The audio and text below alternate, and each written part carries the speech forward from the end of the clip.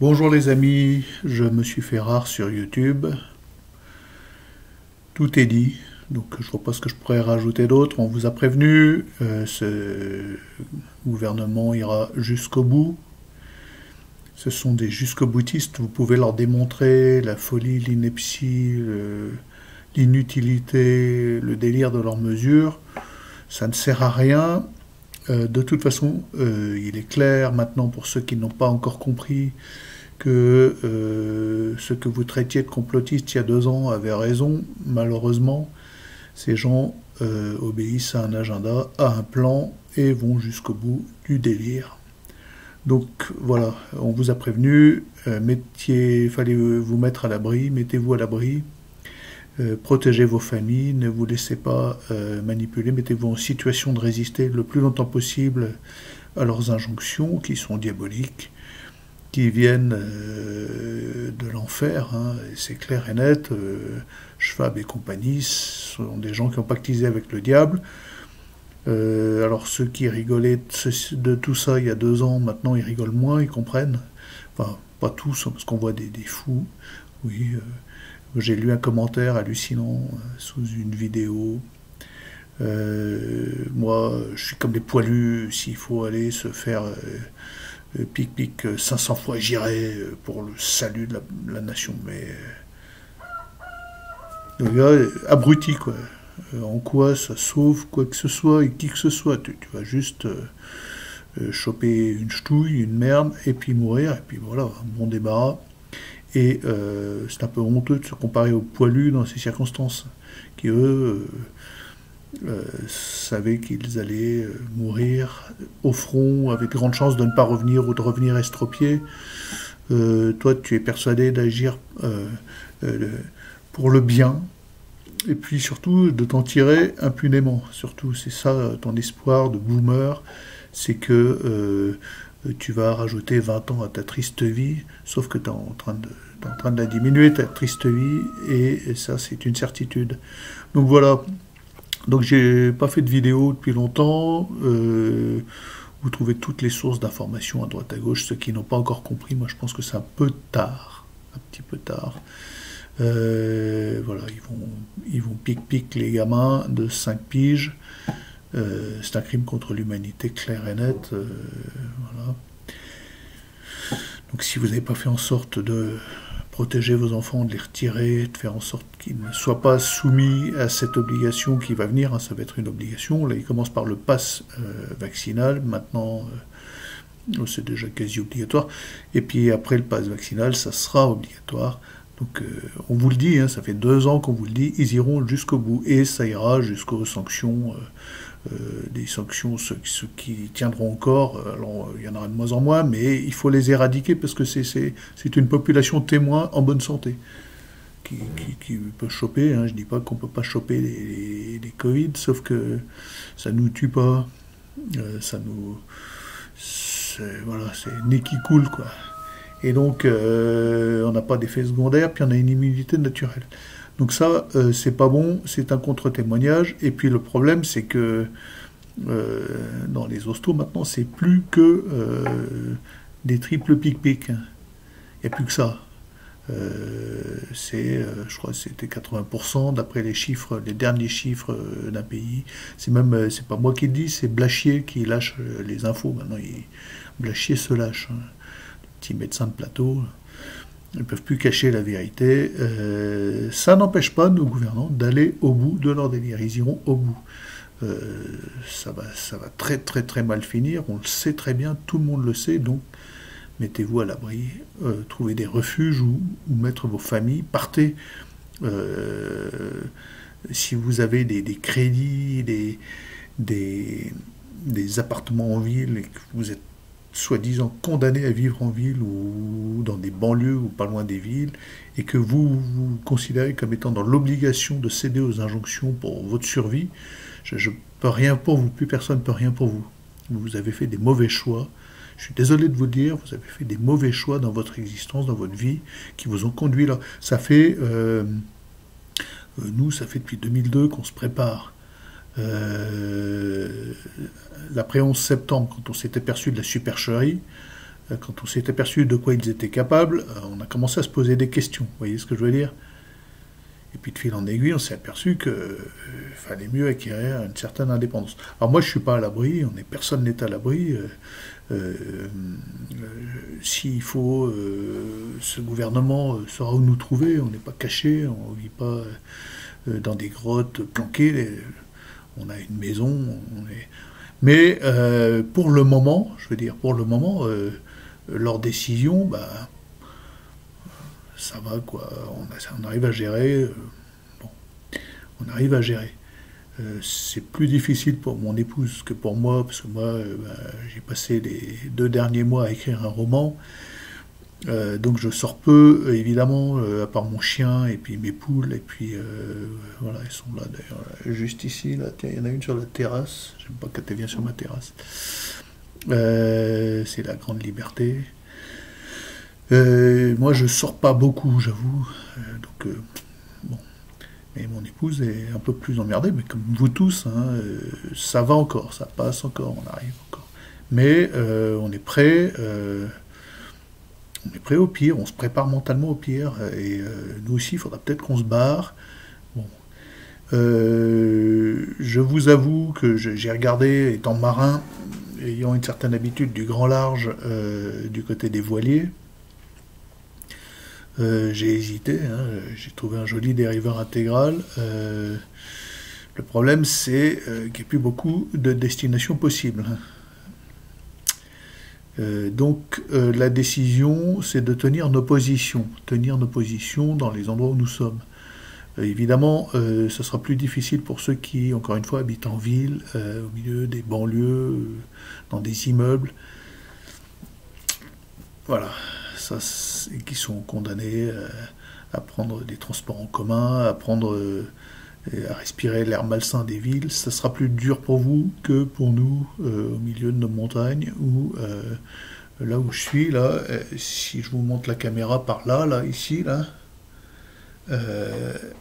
à perte de vue, j'habite à 1000 mètres, hein, et à perte de vue, je ne vois pas une habitation, pas une route. Voilà. Puis si j'écoute, il n'y a pas un bruit, si de temps en temps il y a un avion qui passe très haut, ça fait un bruit. Voilà. Puis de temps en temps il y a un voisin qui démarre une tronçonneuse, parce qu'ici on coupe du bois. Voilà. Voilà. Derrière moi, juste ici, là, il y a le poêle, et vous voyez le tuyau du poêle d'ailleurs, et on est chauffé au bois, nous. Voilà. Et puis ça fait chauffer un ballon d'eau, et vous voyez les tuyaux, clac, clac, clac, ça chauffe les radiateurs dans les chambres là-haut. Voilà. Et vous voyez, dehors, il fait peut-être -1. Bon, il fait quoi que... On est plein sud, là. Vous voyez, il y a le soleil qui me tape dessus. Et je suis en t-shirt, hein. J'ai rien. Voilà.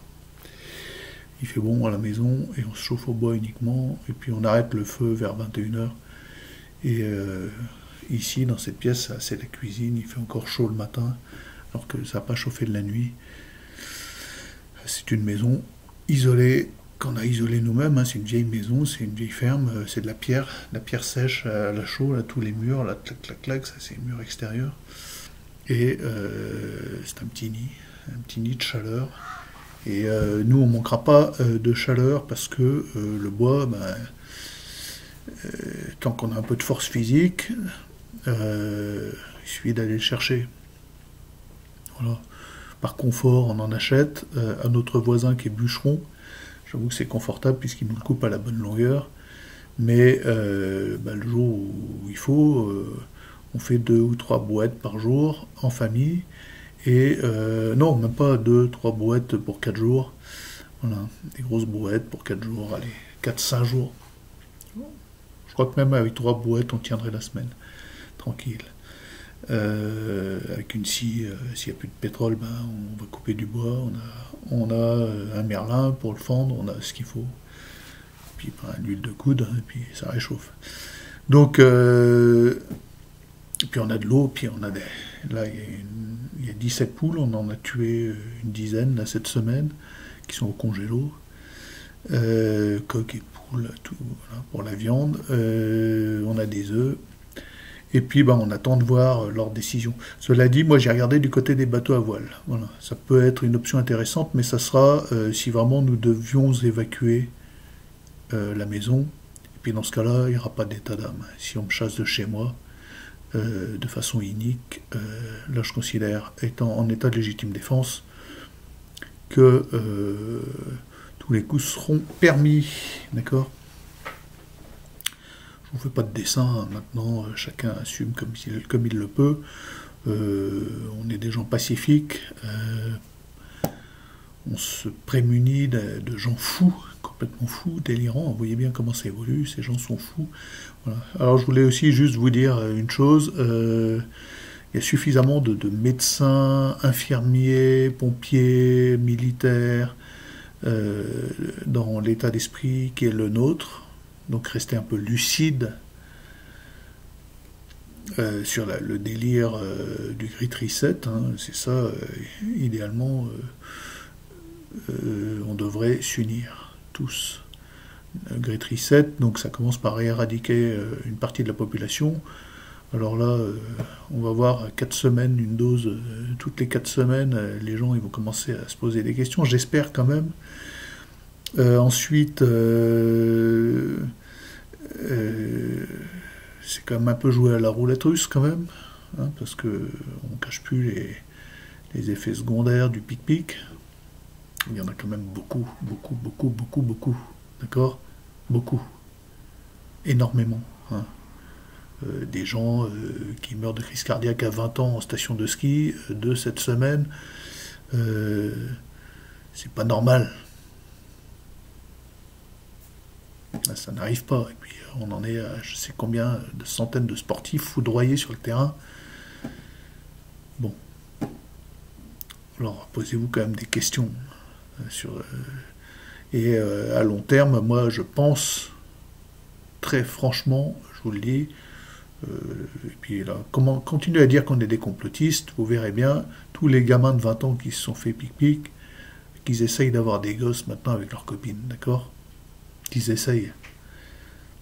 Voilà, dépopulation, sur une génération, c'est terminé, il n'y a plus personne.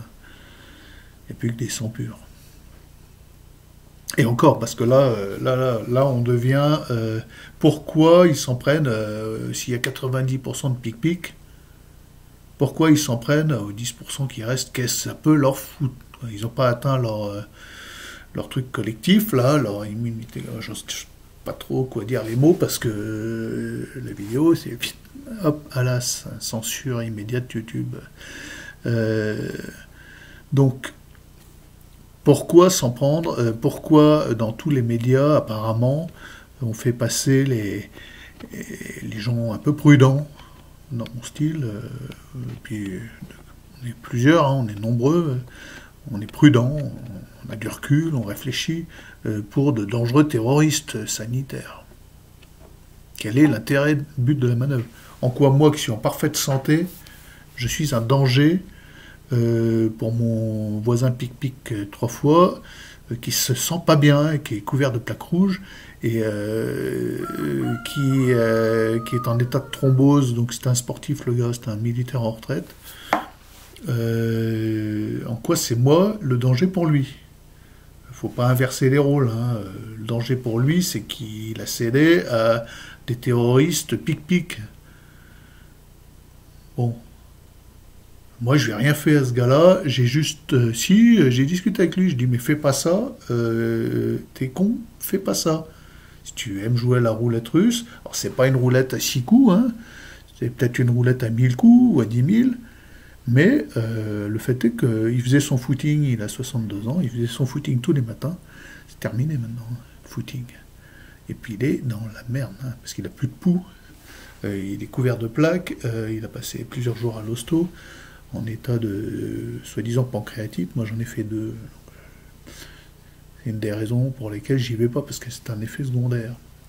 Puis de toute façon c'est hors de question de céder. Je ne crois pas un mot de ce que dit Véran, Castex, Macron, pas un mot.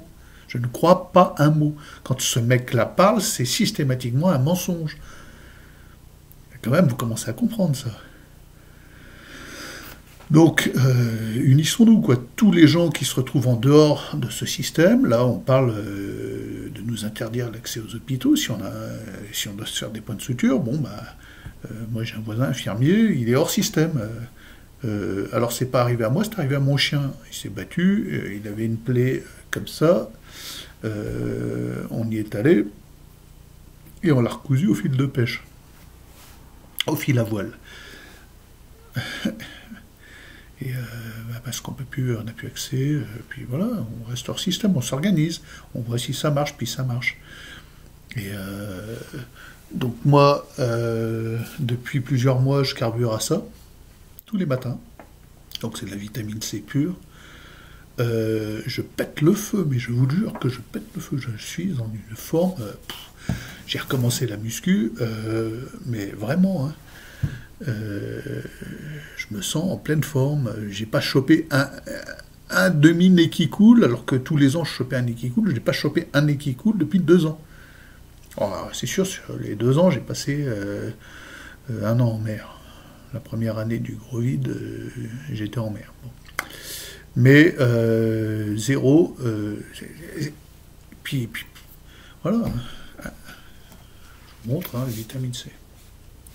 Ah, j'ai acheté ça à Laurent Glosy. Achetez-lui, ça lui fait plaisir. Et puis lui, il achète ça en gros, il a peut-être des prix.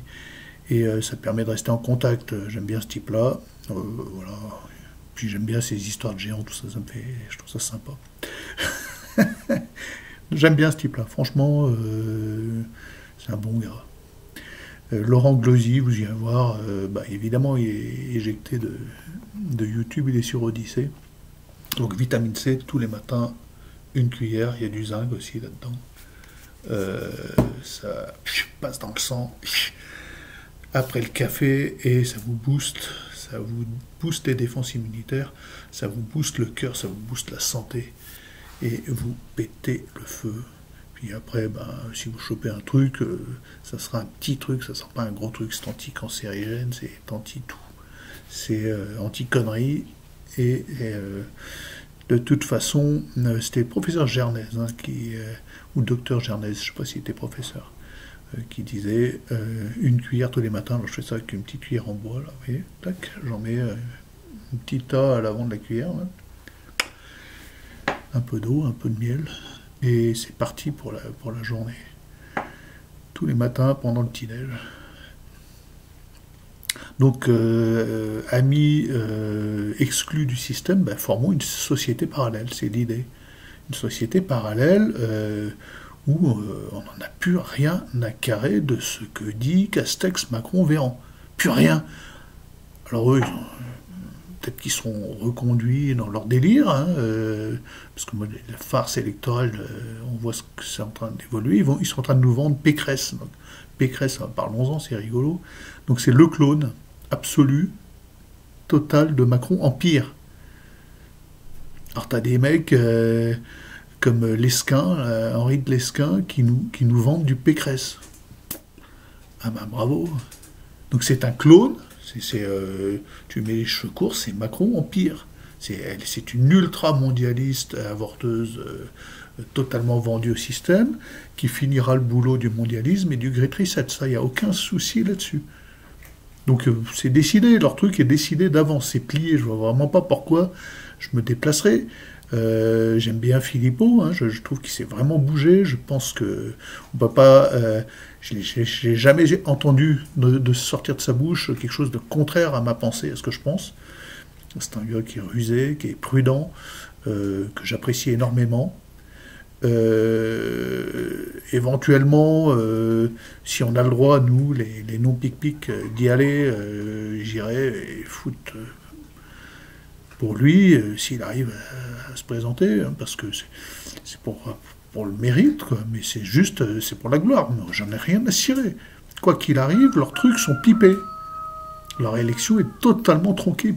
Ça n'a aucun sens.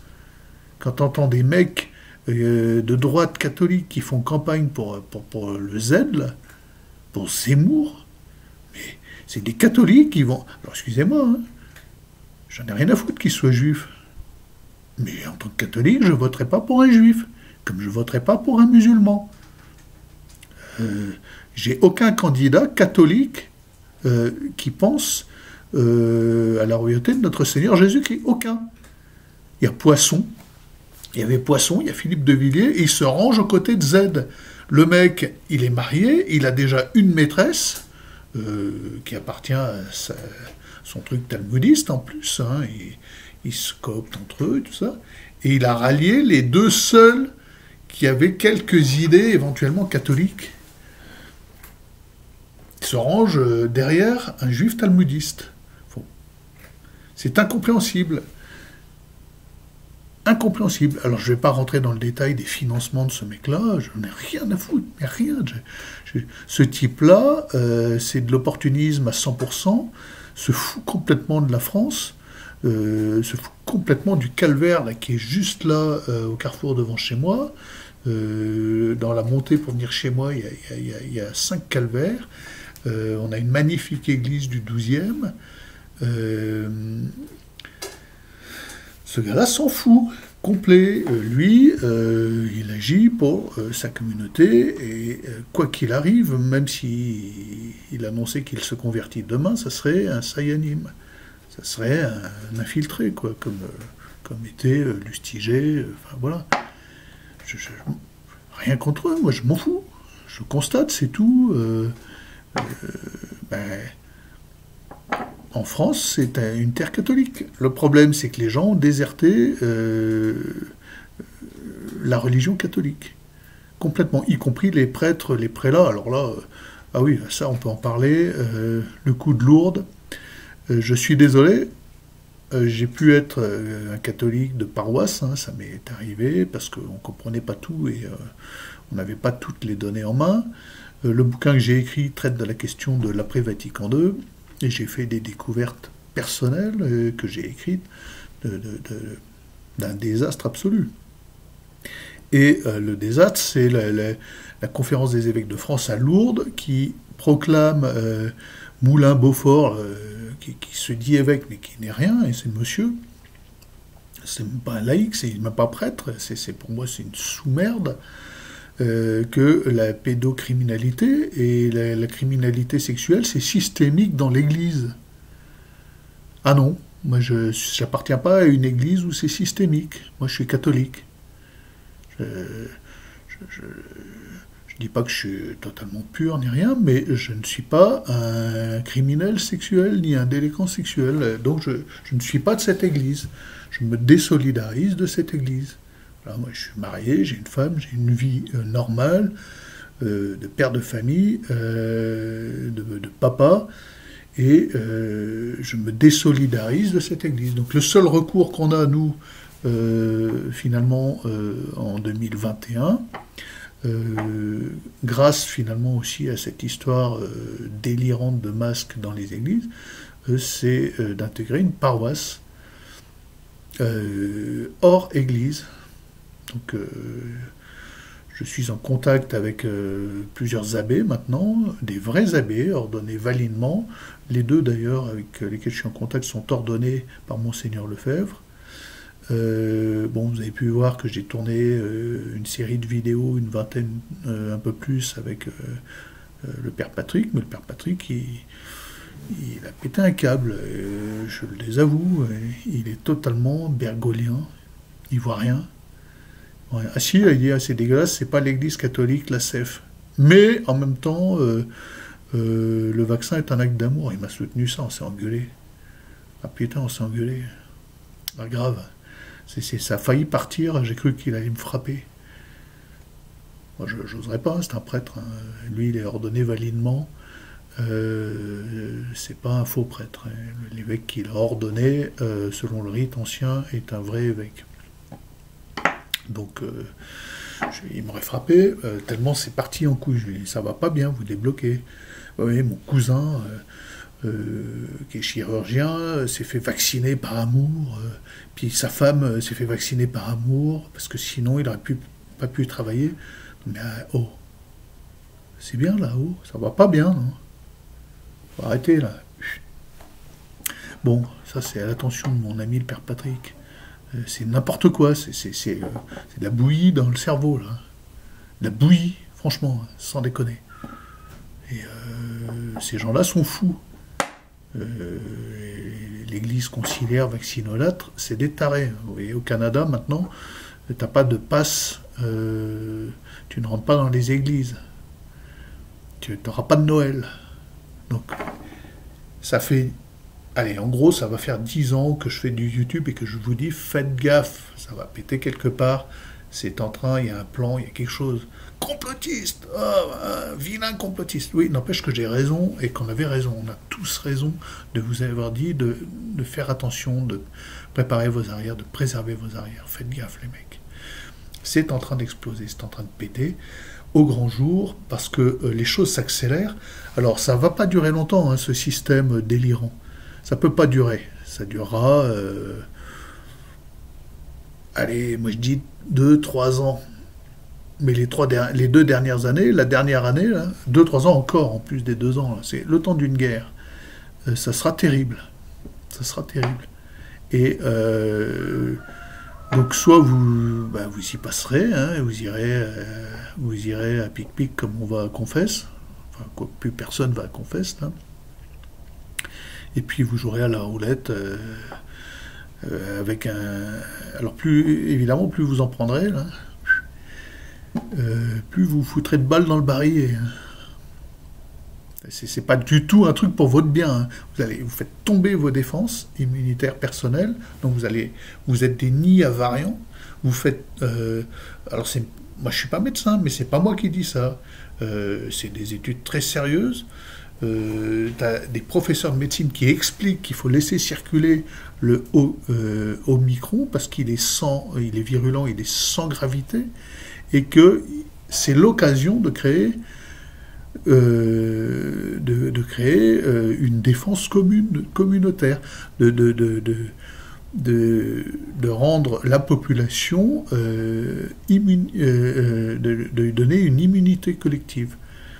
C'est l'occasion, parce qu'il y a un virus qui n'est pas dangereux, et l'immunité collective, ça sera une immunité globale pour tous les variants à venir.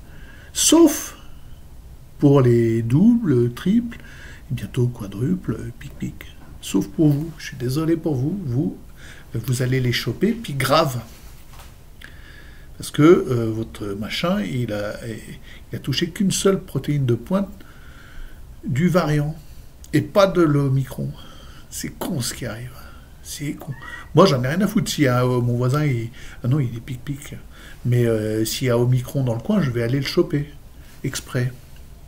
J'aurai le nez qui coule. Moi, je prends ça. Je vais avoir le nez qui coule pendant 3 jours. Puis on a ce qu'il faut. Hein. Parce que nous, on écoute les gens. Moi, j'écoute Perron, j'écoute Raoult.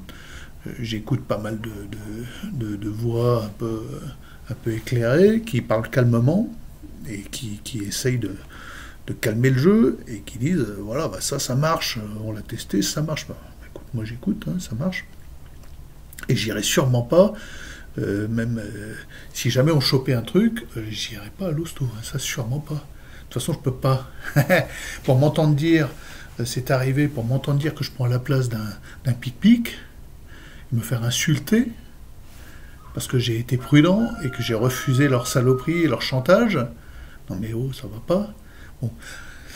Alors voilà, vous comprenez maintenant les gens pourquoi on parle peu, parce que voilà, tout est dit, maintenant c'est trop tard.